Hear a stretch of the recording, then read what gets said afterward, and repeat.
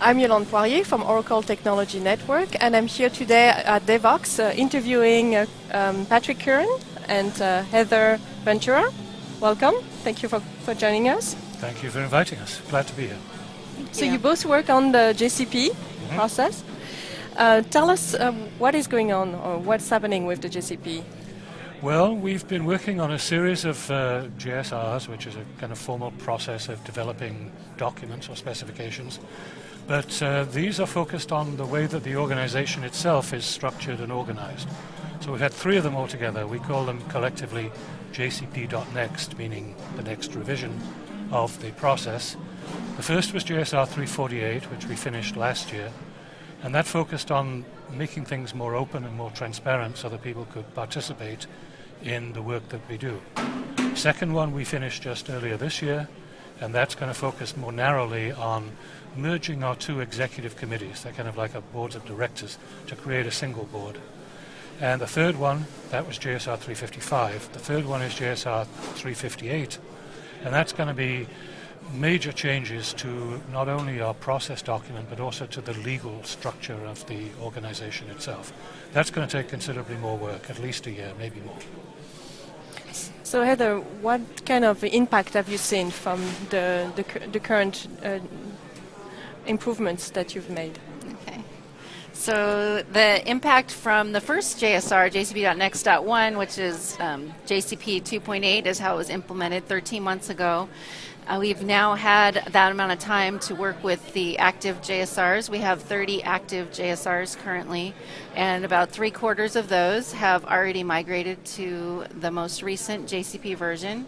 So that means that these JSRs are operating according to the changes that were specified in the JSR 348, which is they're operating more transparently, they're using public issue trackers, they're using a public discussion alias, people from the community are commenting on them, and then we're seeing participation, we're seeing it easier for people to become involved, and then there was also some changes introduced around agility and streamlining the process around especially final release and maintenance release, and introducing some JSR deadlines, which although we haven't used any of the renewal ballots, which is the mechanism for the JSR deadlines, many of the spec leads are aware of those and are concerned and asking the program office, which is where I work in the JCP Program Office, what can be done, and letting us know that they're working on it and they plan to meet the deadlines. So it's had an impact in those ways, which was the desired effect around transparency, participation, and agility. Wonderful. And what about you, Patrick? What did you see from, what kind of improvement have you seen with the second one? Well, the second one is much more limited in scope. As I said, its purpose is to merge the 2 executive committees into one. It's going to be done in 2 stages. We've just finished the first stage. We have elections every year. So at our elections this year, immediately after the election, which finished just a few weeks ago, we did do the merge, so we now have a single executive committee rather than 2 separate ones. And we did this, by the way, because we expect to see a convergence between Java ME and Java SE, and it didn't seem to make sense for them to be dealt with by separate committees. So we already have a merged executive committee. Next year's elections, we will reduce the number of seats. Everybody will stand again for re-election, and we will change the yearly cycle. At the moment, people have been serving for 3 years at a time.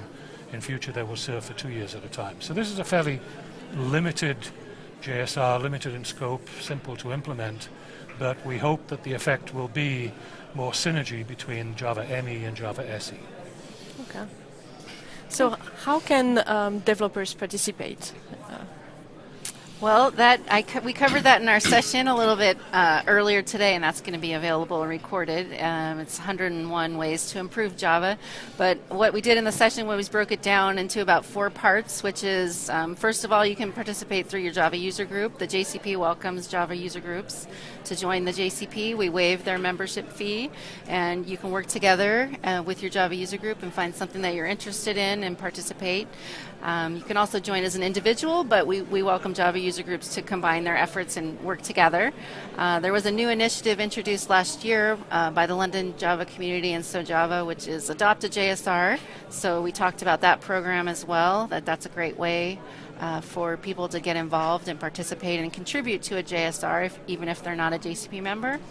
And then we talked about the fact that we're doing a transparency sub-project as part of that Adopt a JSR initiative, which is you can go and survey the active JSRs. I mentioned there are about 30, so we'll have some forms available on java.net asking for feedback from developers, letting us know what they think the impact is, how they think the JSRs are doing in terms of operating in a transparent manner.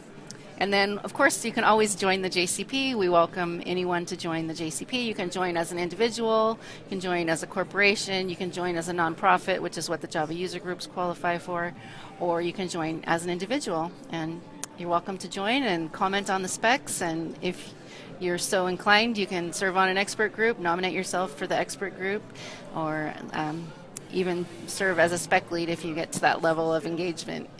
So that's the best way to participate. It's jcp.org. Great. Thank you for coming and talking to us. Welcome. Thank you for joining us. Okay, thank you. Thank you.